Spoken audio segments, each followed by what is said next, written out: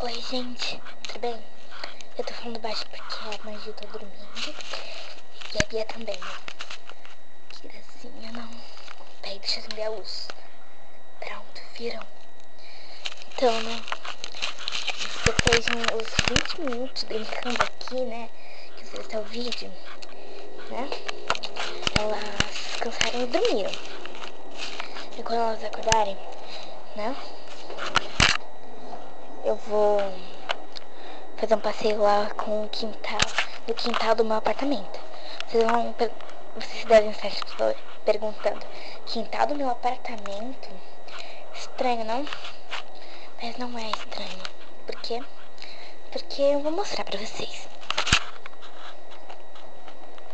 Não liguem para os barulhos, tá?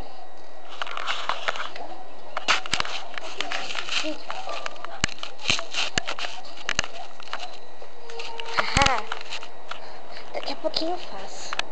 Porque já tá seco e ele foi lavado. Ó, que legal, né? O que eu faço? As minhas coisas pra Bia. E vou fazer pra Maju, né?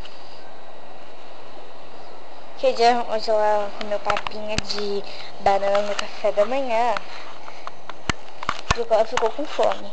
Realmente, a Maju não comeu. Ela estava com muita fome, aí ela, né? Aí eu dei. Depois de dar leite, claro. Aí no almoço ela comeu uma mistura de papinha, sabe? Que era carne, tomate e salada.